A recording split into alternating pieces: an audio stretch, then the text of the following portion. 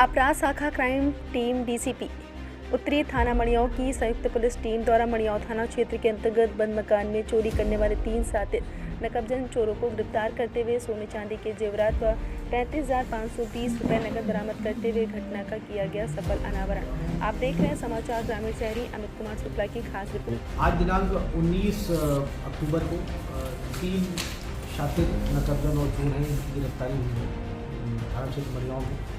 उनके नाम है मोहम्मद हारून, शुभम सोनकर और अंकित शर्मा। ये मोहम्मद हारून जो है वो मूलतः भोपाल का रहने वाला है, मध्य प्रदेश का। शुभम सोनकर कानपुर का रहने वाला है और अंकित शर्मा ये मड़ियाओं का रहने वाला है। तीनों यहाँ पर फिलहाल किराए के मकान पर जगलाल पेट्रोल पंप के पास ही रहते थे। और जब इनको मुखबिर के आधार पर जब इनको हिरासत में लिया गया शक के आधार पर और फिर इनसे जो पूछताछ की गई तो इनके पास से भारी मात्रा में कैश और आभूषण जो है इसमें बरामद हुए हैं। टोटल जब इनसे डिटेल में इंट्रोगेशन हुआ, पूछताछ हुई तो इन्होंने 11 घटनाओं के बारे में इन्होंने बताया कि इनके द्वारा ये कारित की गई है। ये मूलतः ये ज़्यादातर मड़ियाओं क्षेत्र में ही एक्टिव थे और यहीं पर ये घटनाओं को अंजाम देते थे। इसमें टोटल 11 घटनाओं का सफल अनावरण हुआ है।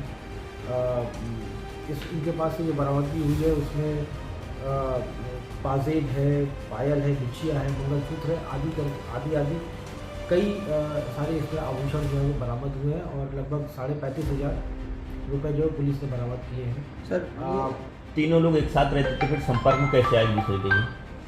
ये एक ही मोहल्ले के रहने वाले हैं और ये शातिर किस्म के चोर हैं और ये इतने शातिर हैं कि इससे पहले ये कभी पकड़े नहीं गए, ना ही ये कभी जेल गए। जो अभी तक हमारी जो इंट्रोगेशन में जो सामने आया है, इससे पहले ये हमेशा पुलिस को चकमा दे करके और लॉ इन्फोर्समेंट एजेंसी को चकमा दे करके ही फरार हो जाते थे।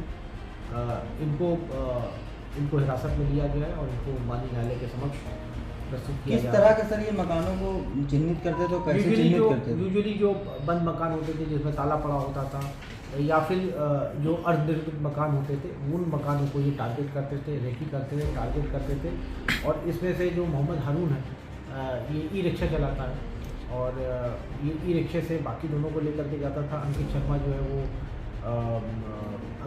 जो है वो निगरानी करता था और ये दोनों जो है मकान में घुस करके जो है सामान चोरी करते थे और सामान को उसी रिक्शे से इसका ट्रांसपोर्टेशन भी ये लोग करते थे। सर ये घटना अंजाम देने के बाद यहीं रहते थे या फिर कहीं भाग जाते थे? नहीं, जैसा मैंने बताया कि घटना अंजाम देने के बाद ये लोग उसको जो भी सामान होता था, आभूषण होते थे या पैसा होता था, उसको फिर ये लोग स्पेंड करते थे तरीके से, अलग अलग तरीके से। कुछ आभूषण ये लोग सुनारों को भी बेचते थे और कई सारे इसमें जो अभी बरामदगी हुई है इसमें हो सकता है इस गिरोह में कुछ और लोग भी शामिल हो, उनके पास से भी अभी बरामदगी हो सकती है और हो सकता है कि इसमें कुछ और घटनाओं का भी अभी अनावरण होना शेष है।